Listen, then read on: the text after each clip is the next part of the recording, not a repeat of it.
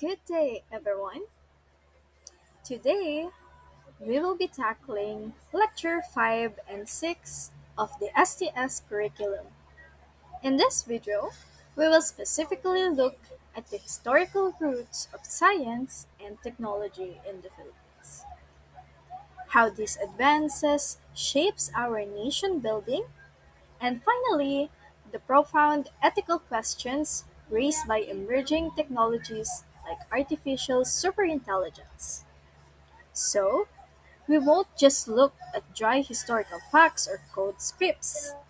We are going to explore how humanity and technology cross paths, how it impacts our lives as Filipinos, and whether the rapid acceleration of automation will eventually make human agency obsolete. So, what are we waiting for? Let's begin.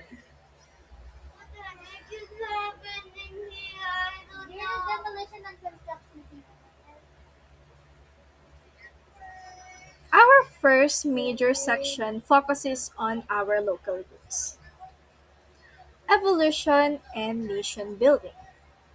To understand where we are going as a digital nation, we must first look at our scientific understanding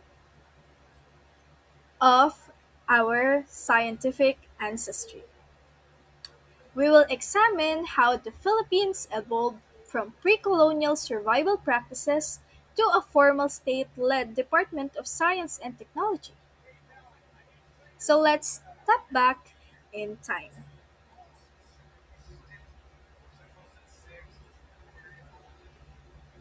So let's look at how science and technology evolved in our archipelago. So many people mistakenly think that science in the Philippines only started when Western colonizers arrived.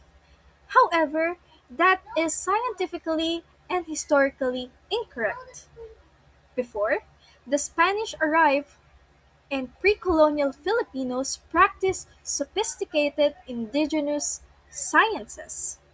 So our ancestors didn't have modern laboratories that time, but they possess a deep empirical understanding of biology, ecology, and even physics.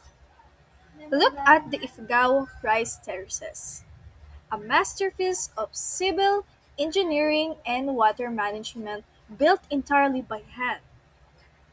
So they also have advanced maritime engineering, building the balangay, a highly stable, double trimmed modern vessels used for long distance trading across Southeast Asia. They understand herbal medicine, chemistry for food preservation, and metallurgy for weapon making.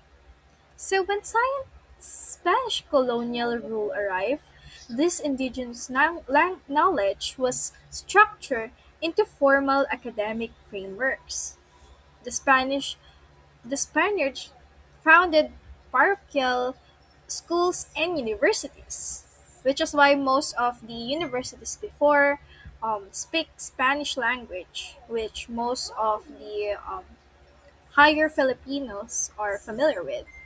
So they introduced Western medicine, biology, systematic sanitation, and massive infrastructure. So projects like stone churches, bridge, and railways. So that are the examples. However, this systematization also shifted the focus away from local indigenous practices, making science a privilege of the elite class only.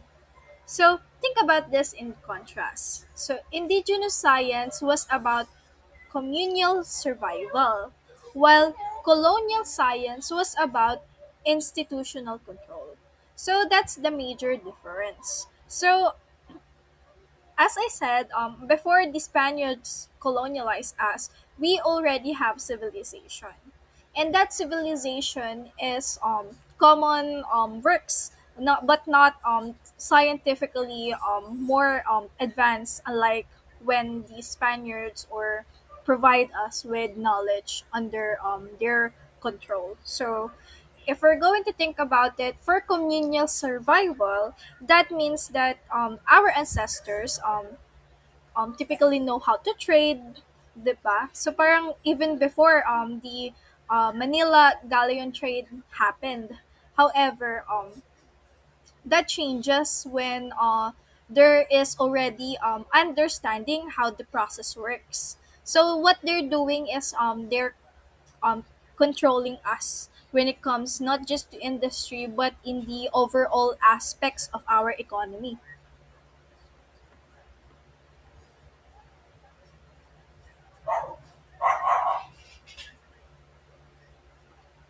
So now let's trace our structural evolution through four major historical milestones. First is in 1901, that is during the American period, or the establishment of the Bureau of Science. So it served as the country's central laboratory hub. So scientifically, this was crucial because it introduced a rigorous laboratory testings, public health protocols, and vaccine research to combat tropical epidemics. So that is highly important. So having the establishment specifically for science development. Then it came, or the next milestone is the Commonwealth era in 1935. So here, our government realizes that political independence require economic independence. So when you're talking about after this is parang this is during or before ng World War II. So in 1935. So we already we're already parang na after na 'to ng colonialization ng Spanish era. So here, we are already political independent. However, we are required to have our economic independent on our own. So basically, they focus on stable-led agricultural expansion. So dito, mas nag-focus sila when it comes to improving the agriculture here in the Philippines. Not just in the agriculture, but also foundations of the local manufacturing plants.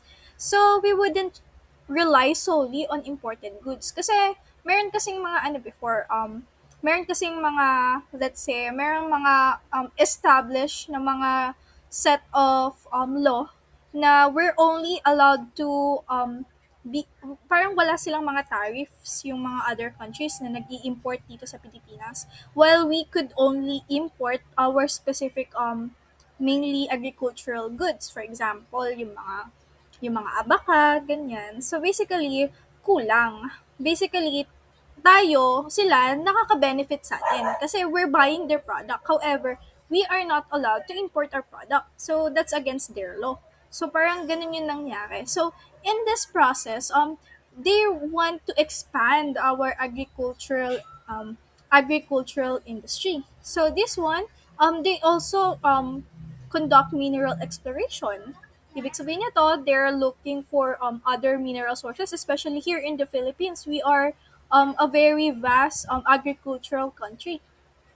And also, again, they build foundation for local manufacturing plants. So, and also so that we are not relying again for importing goods. Then fast forward to 1958, under President Carlos P. Garcia, the National Science Development Board, or NSDB, was formed.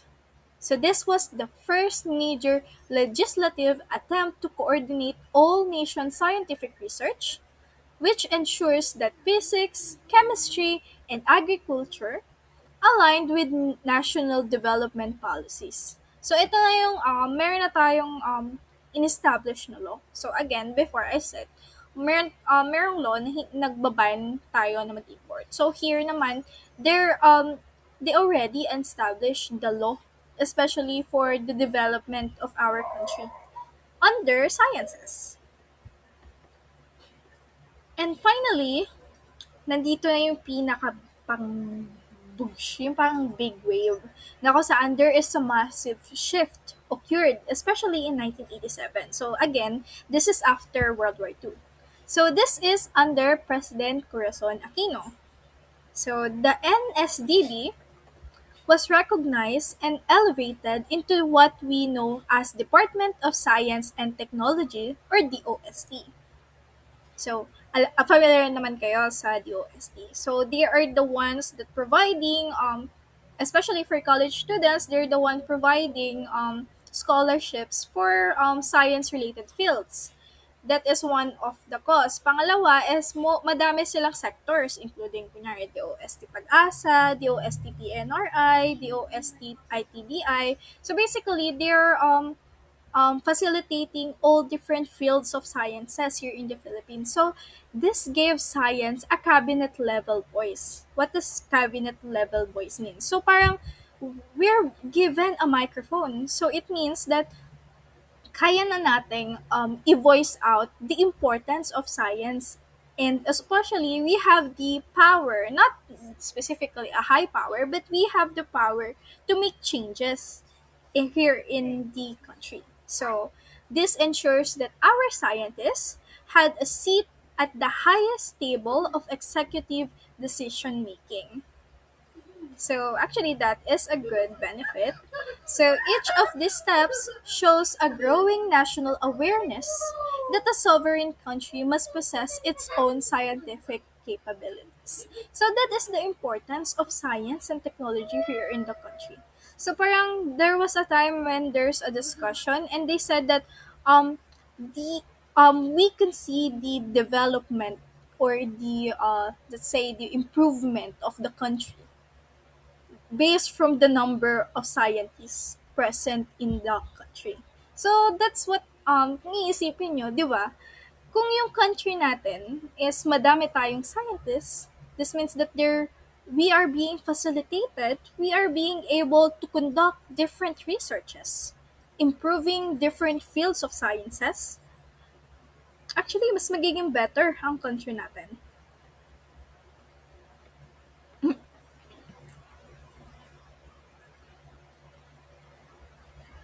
So next, why is science and technology is so vital for nation building? Kapag sinasabi kasi nating nation building, we're building, or parang binubuo natin yung nation natin. Nation, it means hindi lang yan country.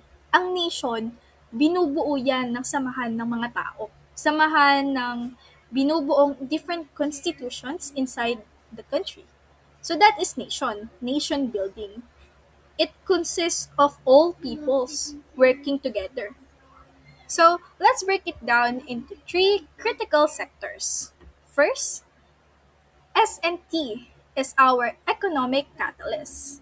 So in a globalized economy, country that only export raw materials remain poor. So actually, again, ayan yung nangyayari here sa Philippines. There is a law before, again, what I stated, na we are only allowed to export raw materials. So actually, that is, they remain poor if nag-export lang sila ng nag-export.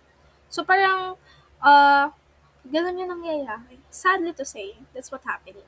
So by developing digital infrastructure, automated agriculture machinery, and local research, we can increase our domestic output. This creates a high value, blue collar, and white collar jobs and reduce our trade deficit. So parang ang sinasabi dito is we're using the technology not just for exporting the product itself, but also developing our own. So instead of parang nag-i-import sa atin yung ibang bansa, and then kinukuha lang natin yung mga technologies nila, for example, even the machineries. Kaya we're part of the secondary level here in the Philippines. Secondary lang level lang tayo. So parang pag sinabi, mababang level is sila lang yung parang export, tayo, nandun tayo sa nag-export as well as nag-i-import. So, parang nasa secondary level lang tayo. And lastly, yung mga nasa matataas is yung mga bigger countries na kayang i-sustain both sides and kaya nilang paikutin yung pera. So, parang ganun yung nangyayari. So dito is parang the importance of creating machineries as well as providing researches is para gumawa tayo ng mga jobs. Jobs na especially para bumaba yung poverty here in the Philippines. By means of poverty is mataas na rate ng under walang jobs. Ganon. No, walang mga trabaho. So pag walang mga trabaho, walang pumapasok na pera. Naghihirap. Poverty. So, ayun yung nangyayari. Second, think about our geographical location. Ano ba tayo? Di ba tropical country tayo? So, the Philippines is situated in the Pacific Ring of Fire. So, malapit tayo sa mga madaming lugar ng merong mga bulkan. So, and also the typhoon belt. Pansin nyo naman, di ba? Napakadaming bagyo sa Pilipinas na pumapasok. Almost 20, mahigit, umaabot pa sa letter Z kapag pinapangalanan nila sa pag-asa. So here, for us, S and T is literally a matter of life and death. So ibig sabihin, this is highly important. Kasi it is our tool for disaster resilience. Ibig sabihin nun, without meteorological sciences like Pag-asa, Project NOAA, or advanced geohazard mapping, we cannot predict landslides, storm surges, or volcanic eruptions. So isipin nyo na lang wala yung pag-asa. E di wala na kayong magsasabi na, ay wala kayong pasok today. So actually that's just one of the importance. However, what it's stating is not because wala kang pasok today, pahinga mo, not like that, but rather it's stating the risk of being in a place na kung saan severe na pala yung bagyo, kung saan kailangan mo na palang lumikas. That is the importance of pag-asa. Even the heat index. Currently, since we have a heat index, they could, magtataka ka na lang din, di ba? Minsan, yung sinabi ng pag-asa, heat index sa gantong araw, and then the next day is malamig naman. So basically, even though they can predict most of the what's that? So yeah. So they can predict most of the possible chances kung magkakabagyo ba or mainit ba. But minsan there will be changes in our weather. So ganon. So basically, it is highly important even yung pagsabog ng volcanic eruption is yung especially yung mga malalapit sa mga bulkan, sila yung una agad na sinasabihan na meron na kasing science. Yun yung pang-detect nila. Using different advanced technologies, they can already detect if there is a movement underground. So, pag nagkaroon ng movement underground, they can identify na, mayroong chances na magkakaroon ng volcanic eruption at this specific time or malapit na. So, basically, kaya nilang alamin yung mga tao sa baba, papalikasin nila. So that is very important. It's a matter of life and death. Kasi literal na mamamatay ka kung hindi mo alam yung nangyayari, 'di ba? Again, ang mga weather, again, ang calamity, they are things that is not man-made. There are things that could kill us without any changes. So parang kung hindi ka aware, kung lack ka ng knowledge, kung wala kang instruments in determining those type of concerns, mahirapan ka. Diba? So, sciences save lives, again, and guides how we build resilient cities. So, dito, ito yung pinaka-important. It's not just prevention is better than cure, but rather you're building the resiliency for each places.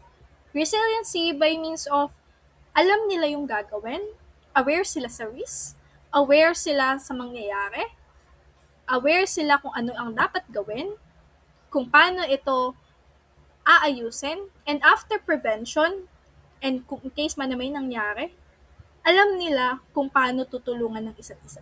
And that's the importance of science.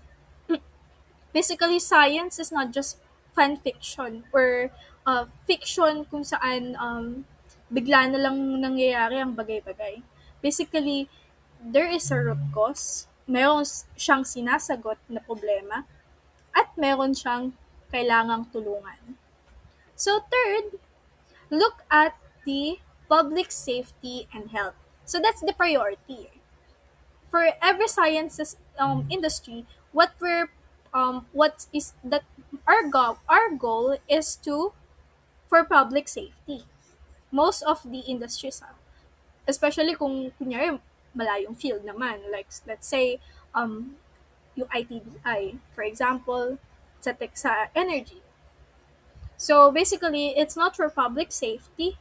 Well, actually, it is correlated to public safety as well. So basically, lahat ng industry, they're focusing on the public safety and health of not just the consumers, but everyone in nation building.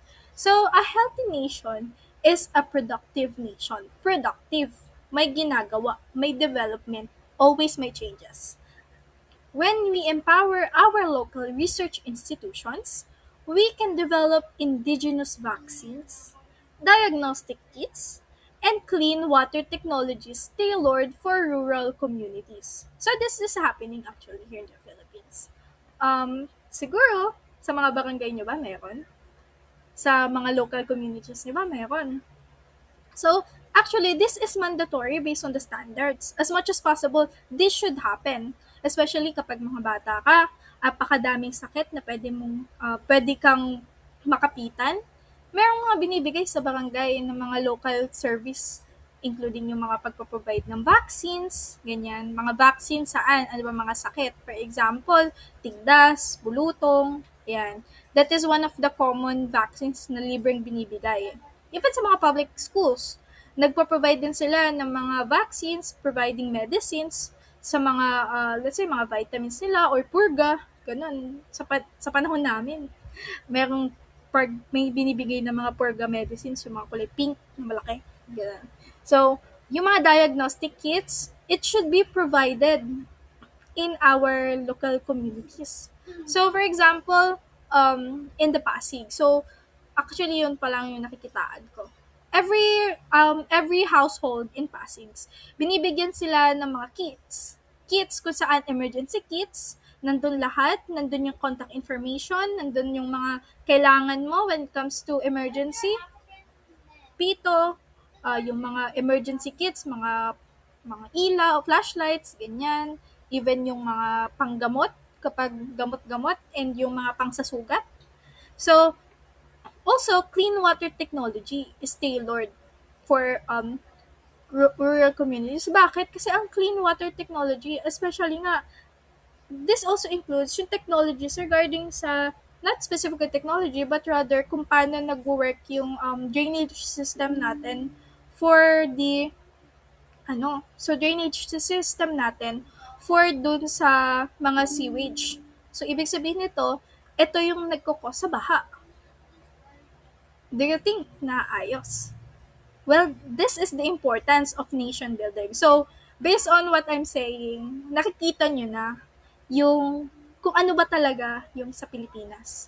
Kung nasan tayong level, kung what's the importance of these sciences in nation building, and kung nasang level ba tayo ngayon when it comes to sciences. So, yun. So, we became less dependent on expensive foreign pharmaceutical import. So, ito yung pinaka-goal natin is maging less dependent tayo sa mga imports ng ibang bansa. Kasi kung imagine, kung ang mga sciences, especially, isipin nyo na lang, let's give an example. During the time na nagkaroon ng pandemic, and paunahan gumawa ng vaccine. Ang tagal din nun, di ba? Almost 6 months bago nagkaroon ng vaccine. And yung vaccines na to, kung meron tayo good scientific field sa Pilipinas, let's say, kagaya ng Japan, kasi same sizes lang naman tayo, di ba, ng archipelago. Kung imagine kung meron tayong significant development when it comes to science, tayo pa yung isa sa nagkaroon ng nagkaroon ng production ng vaccine and hindi na tayo need magbayad ng bilyon o milyong halaga para lang makapag-import dito sa Pilipinas ng gamot or vaccine. So, S&T isn't just an academic pursuit. So basically, science, hindi lang yan para sa academe, hindi lang yan para sa masabi na, ang matalino ka, hindi lang yun dun. Sciences is the backbone of our nation sovereignty. Okay?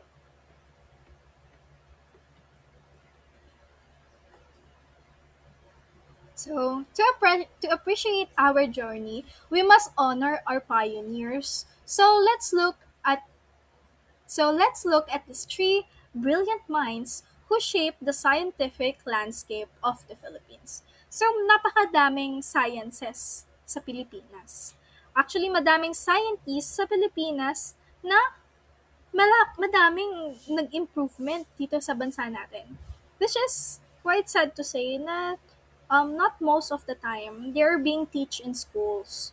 So especially for high schools and even elementaries, I think that's better if they're going to prioritize that. Well, ayun. So ito yung mga pioneers natin, Filipino pioneers and inventors na nakatulong, malaking tulong sa Pilipinas. So first, on the left one, we have Dr. Fidel Mundo. So, she was a pioneer in pediatrics and the first woman admitted to Harvard Medical School. So, alam niyo ba yan? Actually, nakakabigla din, no, 'di ba? So, actually, babae siya. Siya yung pinakaunang babae na na-admit sa Harvard. So, and she's a Filipino. So, this recognized that many rural Philippine communities lack electricity and incubator facilities for premature babies. So she invented a low-cost, high-effective bamboo incubator and specialized jaundice relieving devices. So she's a doctor ha. She's working in a hospital. And ang let's say, ang pinaka-invention niya na nakatulong is, actually, this is during the time na sobrang sobrang poverty sa Pilipinas. So, sobrang poverty sa Pilipinas, hindi lahat ng tao kayang i-afford na ipadala yung mga baby nila sa ospital. So, most likely, yung mga anak nila is parang ipinapangalak nila sa bahay nila, ganun. And walang proper medical care. So, ang ginawa niya, gumawa siya ng low-cost incubator. Incubator, yun yung nilalagyan ng bata. Kung saan parang dun nilalagay kapag usually after nagkaroon ng complications, ganyan. Hindi siya pinapainitan, pero yeah, yun yung nangyayari. So dito, ito yung mga premature babies. Yung mga premature babies is usually yung mga 7 months, yun yung mga nabubuhay na baby. So, sila, yun yung ginawa niya. Saan gawa? Sa bamboo. Diba? It's really amazing. So, they specialize jaundice relieving devices. So, her invention was simple na kayang i-gawin, i-mass product for everyone, for local communities, and save thousands of lives. So, isipin nyo nga kung gaano kadaming bata ang natulungan ng invention na yon. So, napakalaking tulong talaga nun. So, in the middle, we have Dr. Gregorio Zara, a legendary physicist and engineer. So, long before Skype,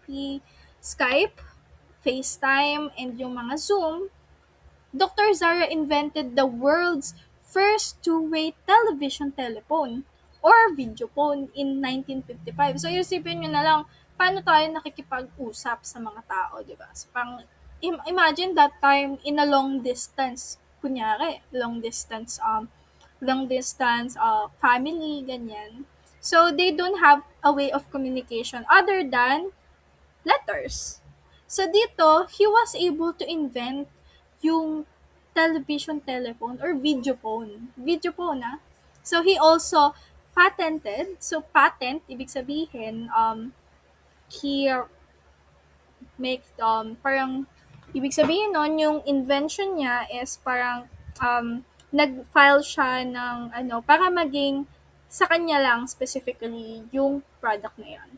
So, design technologies in solar energy, creating solar-powered water heater and stoves, demonstrating that sustainable energy research has a long history in our country. So, kahit before man ng 1950, imagine 1955. So, basically, there is already science development here in the country. So, solar energy, meron na. Solar powered mga mga equipments or let's say yung mga common na mga water heaters and stove, meron na. So, and lastly, on the right, we have Dr. Angel Alcala, a national scientist who revolutionized marine biology. So he championed marine conservation by establishing the country's first systematic artificial coral reefs and no-take marine sanctuaries. So his ecological research saved vital coastal ecosystems and restored fish population. So dito, ito naman is for marines. So basically, we have yung sa incubator and then solar energy and underwater. So basically, there is different inventions in different fields. So this pioneers shows that Philippines ingenuity doesn't just copy Western technology. So we have our own innovative ideas to solve mga local problems. Actually, yan. Napakadami nating scientists sa Pilipinas. And it will be better kung aaralin nyo sila isa-isa. Kasi it's really fascinating that here in the Philippines, we are able to have different scientists who could provide us the madaming kaalaman. There was also a scientist who make pang sa tilapia. Yung parang dahil ang mga babaeng tilapia, mabilis silang magpaanak. Actually, this is something irrelevant, but however, that is also an inventor. I forgot the name of the scientist. I'm so sorry. However, that his study or her study involves parang i yung sa production cell ng tilapia, pinili lang niya na parang specifically lalaki lang yung kayang ipaanak. Tapos, since sa lalaki, again, kaya niyang mas maayos lumaki, hindi siya mabilis yung reproduction, hindi siya mabilis pang manganak, mas naging safe siya sa mga local farming sa mga tabang na tubig sa Pilipinas. So actually, that's a really good story kasi again, ang mga tilapia is common na isda dito sa Pilipinas. So madaming talaga tayong mga innovations and inventions na specifically answering the problems here in our country.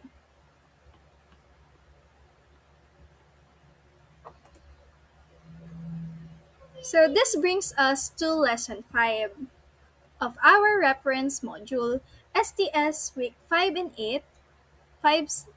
So when tech and humanity cross. So this brings us to STS lesson week 5, where we're focusing on the when tech and humanity cross. We will transition from historical evolution to a philosophical and social analysis of how everyday technologies, such as televisions and mobile phones, change human culture. And how we can evaluate these shifts using robust ethical frameworks.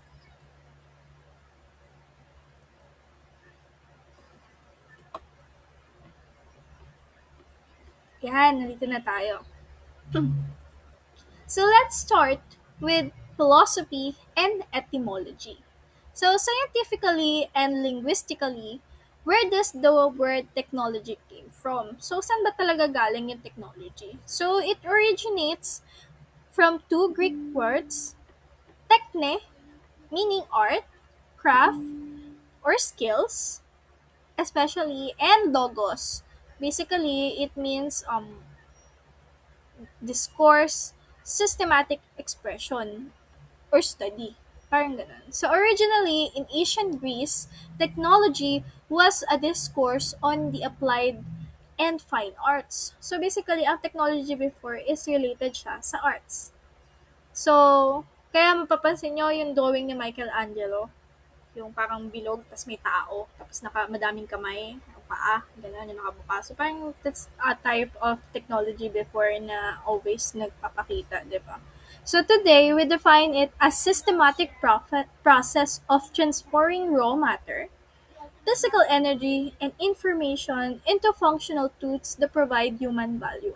So, ang sinasabi lang dito is systematic process siya. Ibig sabihin, meron ka system and then step-by-step process that nagtatransform ng mga raw materials, for example, into something na nakakapag-provide ng value sa Pilipinas, innovatively. So, yun yung parang, that's the meaning. So, that is why science fiction is such an important cultural mirror. So, yung mga science fiction, again, ito, isipin niyo na lang So, science fiction. Science fiction-wise, noon, iniisip lang natin na kaya tayong sakupin ng mga robots, di ba? Pag papanoodin mo yung mga old movies, they're even saying na possible yon na mangyari. But however, right now, nakikita na natin na there is path that could happen with current AI, with current artificial intelligence that is more more intelligent than humans that could mabilis na mabilis na computations, ganyan. Kaya na nilang i-access even the most of the internets. So actually that is something that culturals that mirrors our culture. So that's really good ano. So for example, ayun yung mga Terminator that speculates depict a brutal reality where machine achieves autonomy, and Matrix, the Matrix, which questions the very nature of human reality when completely mediated by digital simulation. So again, ayun yung parang mga robots na parang they're dominating the world ganun, for the destruction of humans. Well, yun naman talaga usually yung mga fanfiction. So, dito, robots in movies like RoboCop or Ex Machina aren't just entertainment. So, parang in a way, we're not expecting the development as well. However, nandito na tayo sa path na kung saan we need to understand that there is a specific cause kung bakit nila naisip yung ganong idea. And currently, nandun na tayo sa path na we need to think about our actions as well. We need to think about the future as well. So they are philosophical thoughts, experiments asking at what point does machine stop being a tool. So ang purpose kasi ng machine natin, 'di ba, is for easy for convenience. Yun naman talaga, 'di ba? Lahat ng machines na ginagawa ng tao is for conveniency. However, what if those type of machines stop being a machine? They are able to think like us. They are able to communicate like us.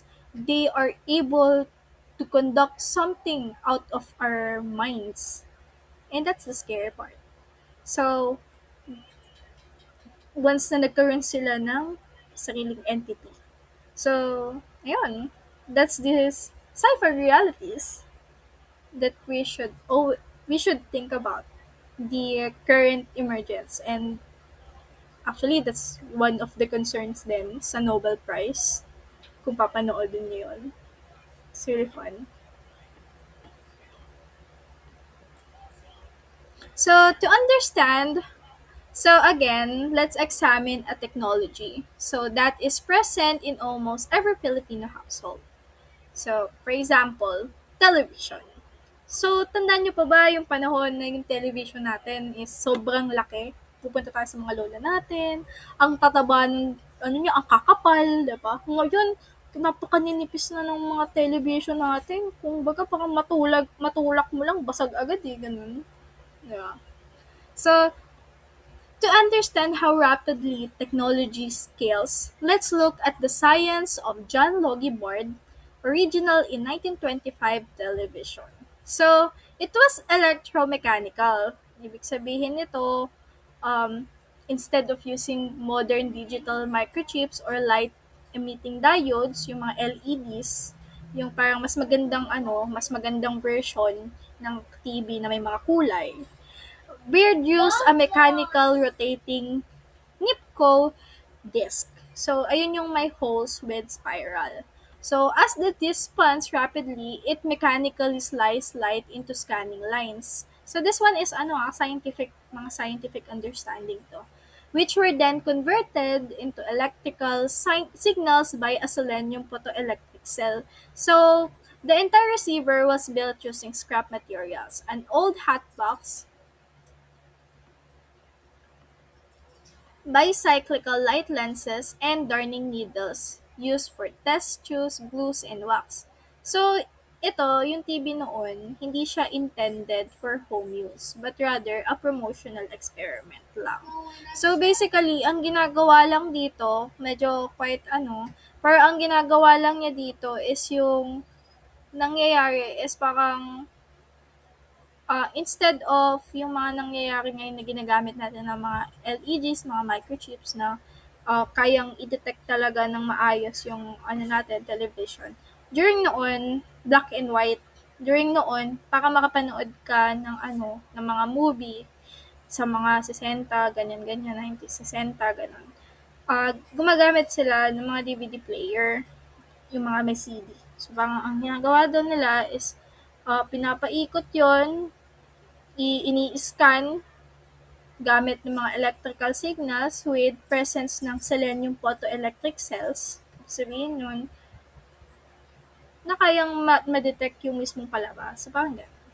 So, pero tignan nyo na lang kung paano siya nag-evolve. In 1940, Peter Goldmark invented the first colored TV system. So, parang dati kasi, walang kulay. Black and gray, which is quite aesthetic for me, pero that is because of the limitation of our technology that time. However, in 1940s, doon na nagkaroon ng start ng first color TV. So, in 1948, cable TV emerged. Cable TV, ibig sabihin na to, ito na yung time na kaya nang makadetect ng TV dun sa parang mayroong system na binubuo ng mahabang tower na parang mag-i-emit ng IR, infrared spectrum, ganun, sa mga different types ng lahat ng technology. Kaya nagkaroon na tayo ng mga channels, ganyan, mga GMA, TV5, yun, nagkaroon na tayo ng ganun kasi kaya niya nang ma-detect yung mga palabas specifically for those type of channels. So, in 1956, wireless remotes emerge. Wireless remotes is yun na yung parang instead of parang pipindutin mo pa, pupunta ka pa sa harap, tapos pipindutin mo pa isa-isa para ilipat lang yung TV. Nagkaroon na ng wireless remote. Wireless remote is parang kaya mo na siya kontrolin using uh, using the kasamang remote na nagpapa-operate nun is battery. Kaya siya naging wireless. Instead of yung parang i-charge mo, bibili ka lang ng battery with chemical energy para gumana. And then in 1992, the first flat plasma TV displays. So, and today, meron na tayong smart TV with deep internet integration. So, parang ito na yung parang mga smart TVs na connected na talaga sa internet. Pwede na tayo directly, pindutin na lang natin sa remote, may Netflix, ganyan.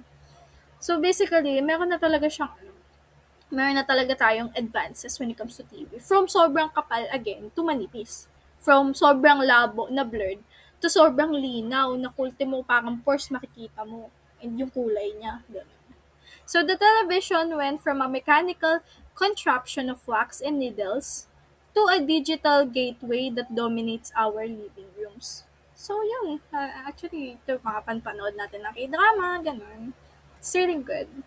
It's really innovative development.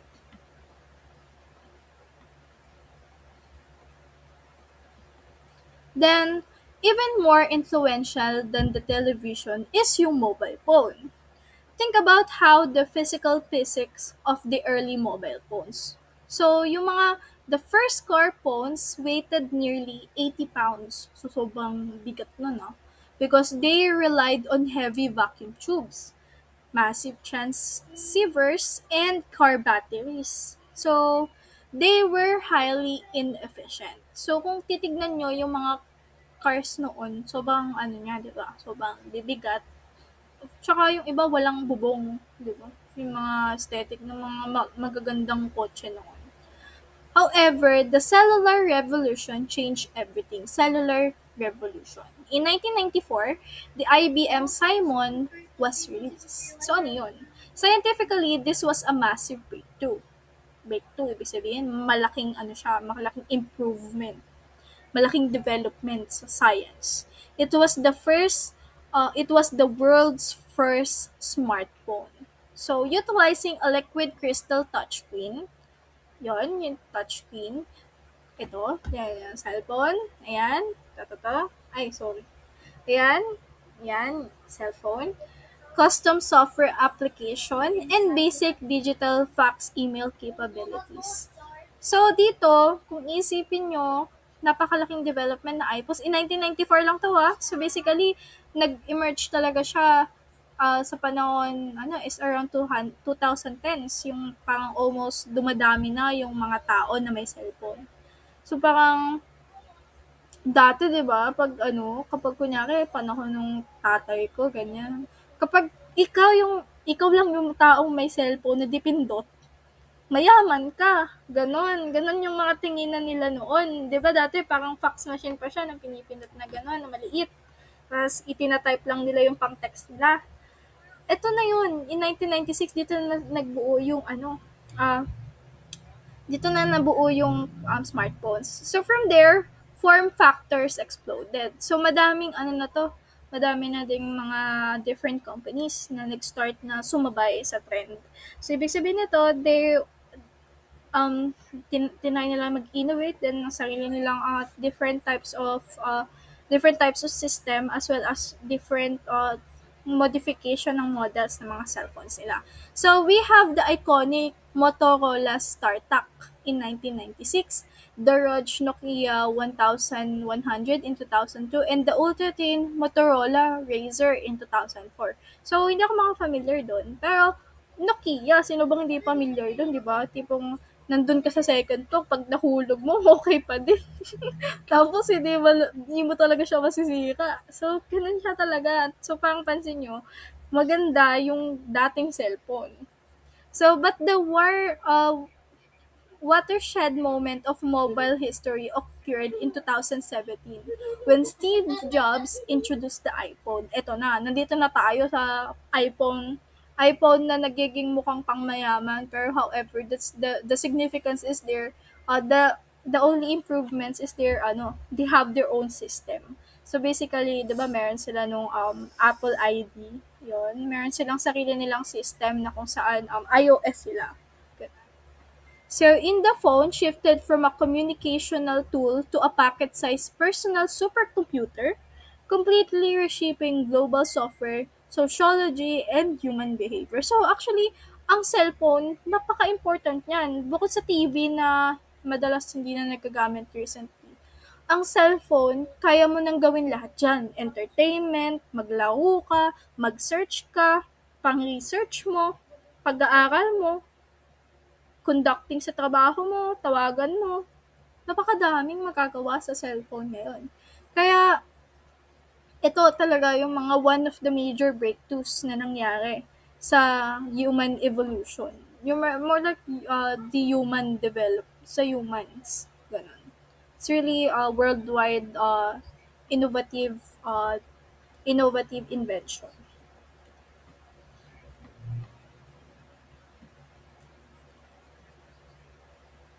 Then, let's look at the actual data of how we as Filipinos consume these technologies. So the statistics from our cost reference in STS week 5 to 6 are striking. So basically, dito sa Pilipinas, we have over 119 million people,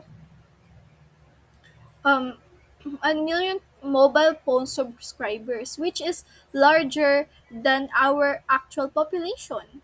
How does that happen, 'di ba? So madami tayong phone subscriber, madaming merong cellphones dito sa Pilipinas.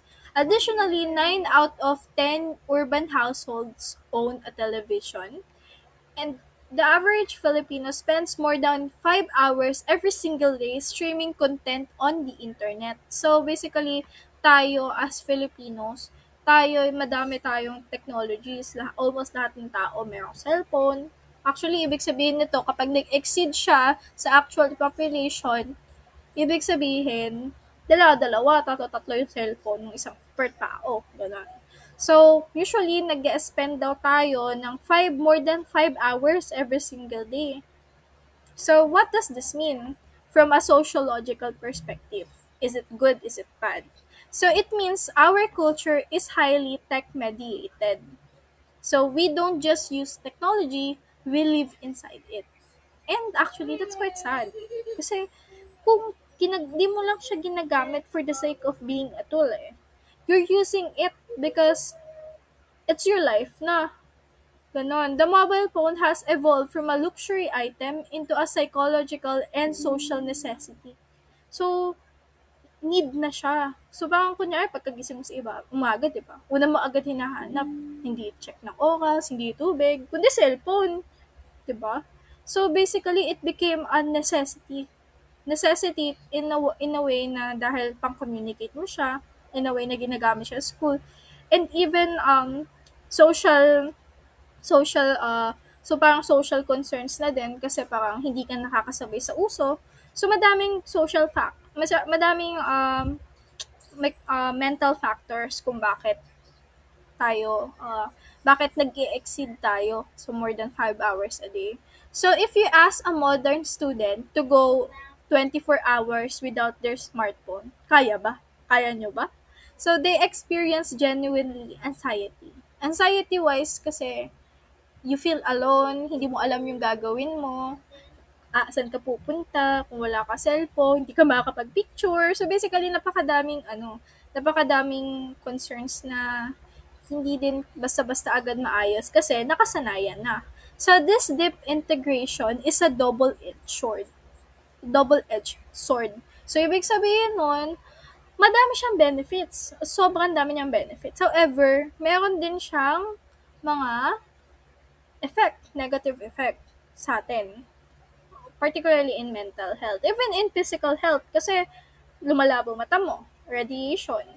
So basically, madami ding factors talaga. It democratizes information, but it also makes us highly vulnerable to digital manipulation. So basically, ang sinasabi lang dito is be careful in what you're doing. Be careful before you click.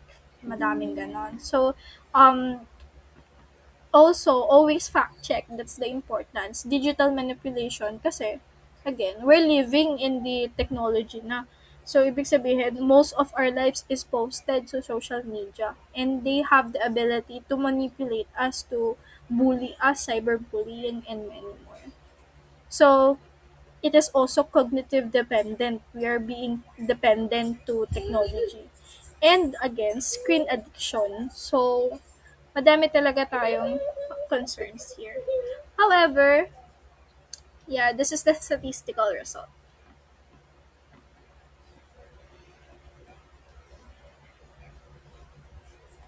So, because technology can be highly beneficial to one person but destructive to another, we must have scientific and philosophical tools to make ethical decisions.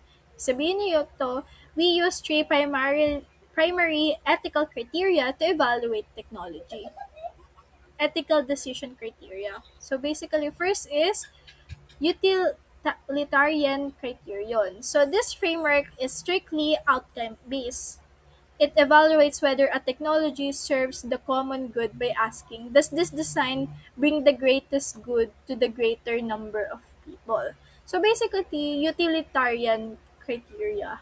Ibig sabihin nun, yung design ba na to, yung ginawa mo ba, is nakakapag-provide ba siya ng parang good outcome sa madaming tao. Hindi lang sa isang tao, kundi para sa madaming tao. Second is yung right-based criterion. So this is grounded in fundamental human liberties like those written in our Bill of Rights. So it prioritizes individual privacy.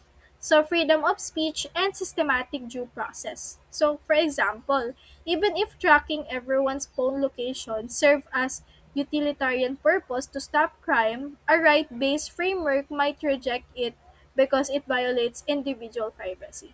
So parang kung kanina, ang utilitarian criteria is parang yung ginawa mong, kunyari, yung ginawa mong something is for good, para sa mabuti, para sa good number of people, para sa madaming tao. Based pa yun kung paano mo siya gagamitin. So, dito sa right-based criteria, dito naman is nagmamatter yung privacy and self-freedom ng per person. So, basically, nagmamatter na dito yung mga rights ng mga tao. For example, yung sinabi dito, pwede kang maglagay ng natatrack ang location ng lahat ng tao as a system. Goods yun sa utilitarian criteria. However, dito sa right-based, hindi. Kasi, nababiolate niya yung individual privacy ng mga tao. So, and possible pa mag-trigger yon ng more crimes rather than it could stop the crime. So, third is yung justice criteria. So, this requires rules, benefits, and operational costs to be distributed fairly and equitably among all members of society, with no exception. It asks who pays the price for this technology and who benefits. So, keep these three frameworks in mind because you will need them for upcoming activities. So, who pays the price for this technology and who benefits? So, parang ang sinasabi lang nito is justice criteria is yung gumawa ng mismong product na to is dapat fairly distributed na kunyari pang sakto lang yung binabayaran mo sa ginawang product na to, hindi siya overly expensive and nasa-serve niya yung purpose kung bakit ginawa yung product na to. So that's the justice criteria. Again, we have utilitarian criteria, right-based criteria, and justice criteria.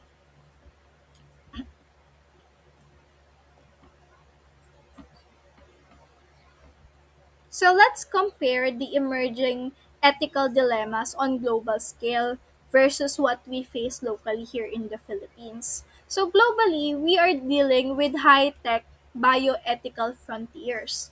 Kunyari, yung KISS PR or Cas9 or this is gene editing allows us to physically cut or rewrite the DNA. So this creates designer babies or human animal hybrids or chimeras. Actually, this happening. This raises deep scientific and existential questions about what it means to be humans. We also face a real-time satellite surveillance and lethal autonomous cyber weapons.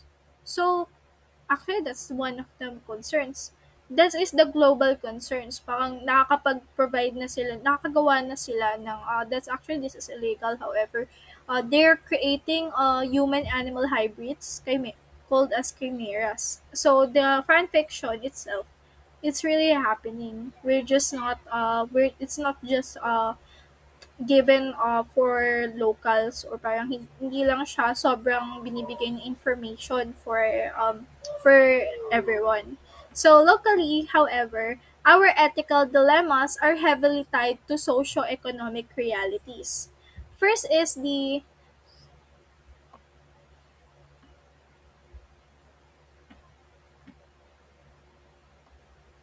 yeah, ayan. So first is the distributive injustice. Ibig sabihin nito, the benefits of high-tech infrastructures are concentrated in wealthy urban areas like Metro Manila, leaving rural agricultural regions digitally isolated. So parang yung mga high-tech infrastructures, for example, di ba? Yung mga matataas na mga gusali, ganyan. Actually, dito lang sa Metro Manila makikita. Meron din sa ibang place, however, parang mas more on heavily concentrated here in the Manila rather than sa mga provinces and rural areas.